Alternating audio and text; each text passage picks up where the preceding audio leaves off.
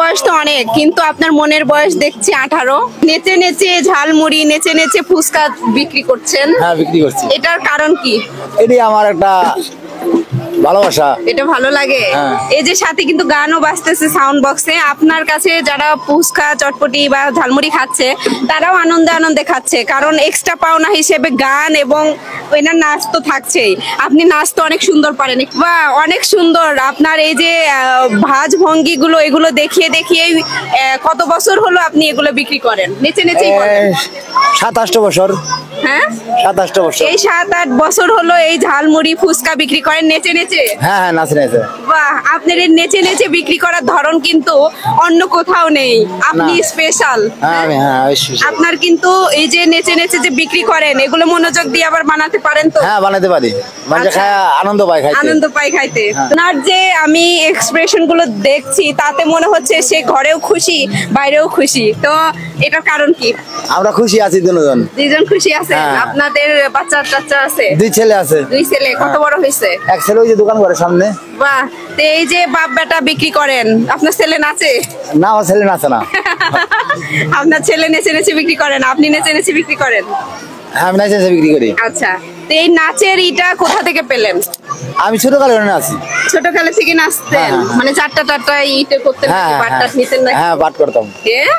ছোটবেলায় সে যাত্রা করতো, এখন সে ঝালমুড়ি ফুচকা বিক্রি করছে নেচে নেচে। বাহ, অনেক সুন্দর। তো দেখতেই পাচ্ছেন যে এখানে নেচে নেচে ফুচকা, তারপর ঝালমুড়ি, এগুলো আমার জন্য ঝালমুড়ি বানান নেচে নেচে, দেখি আমার জন্য একটা ঝালমুড়ি বানান। শহীদ বুদ্ধিজীবী কবরস্থানে মিরপুরে, এখানে কিন্তু ঠিক বুদ্ধিজীবী কবরস্থানের এই সামনেই কিন্তু দেখতে পাচ্ছেন যে ইনি এই যে নেচে নেচে এই যে ঝালমুড়ি বানাচ্ছে আমার জন্য। তো শেষ পাশে সাউন্ড বক্সও বাজাচ্ছে। তো এই দৈনিক ইনকাম কেমন হয় এই ঝালমুড়ি এগুলো বিক্রি করে? 1-1,500 2,000। মানে 1-2 হাজার টাকা ইনকাম দিনে? হ্যাঁ, দিনে। মাসে তো অনেক 30-40 হাজার টাকা মাসে ইনকাম করে? হ্যাঁ, ইনকাম করি। বাহ, এগুলো বাসা থেকে কে বানিয়ে দেয়? আপনার বউ? হ্যাঁ, আমার বউ। তো আপনার বউ যে এগুলো বানিয়ে দেয়, সেও কি নেচে নেচে বানায় না? না, হ্যাঁ, নাচতে পারে না। হ্যাঁ, বানাইতে ভালো, খুব ভালো বানায়। আপনার শেষ বয়স পর্যন্ত এইগুলাই কি করবেন নেচে নেচে? আমার শেষ বয়স পর্যন্ত এডি করব, যে কথা বাঁচবো। শেষ বয়সে যখন নাচতে পারবেন না তখন ভবিষ্যতে ব্যাংকে টাকা রাখতেছি। ও আল্লাহ, ব্যাংকে টাকা রাখতেছেন? আচ্ছা, বাড়ি গাড়ি করছেন? বাড়ি করতেছি। বাড়িও করতেছেন? বিল্ডিং করতেছি। বিল্ডিং করতেছেন? Half building. বাহ, হাফ বিল্ডিং ও সে করতেছে এগুলো বিক্রি করে। কত অভিনব কায়দায়, কত নতুন নতুন ট্রিক্সে তারা বিজনেস করে খাচ্ছে এই ঢাকা শহরে, তাই না? তার ভিতরে একজন কিন্তু এই মামাটা, এখানে হাসান এন্ড শাবনুর ঝালমুড়ি ও ফুচকা ঘর। তো হাসান এন্ড শাবনুর কেন? শাবনুর পরিবারের নাম। পরিবার বলতে আপনার ওয়াইফের নাম? হ্যাঁ, আমার ওয়াইফের নাম।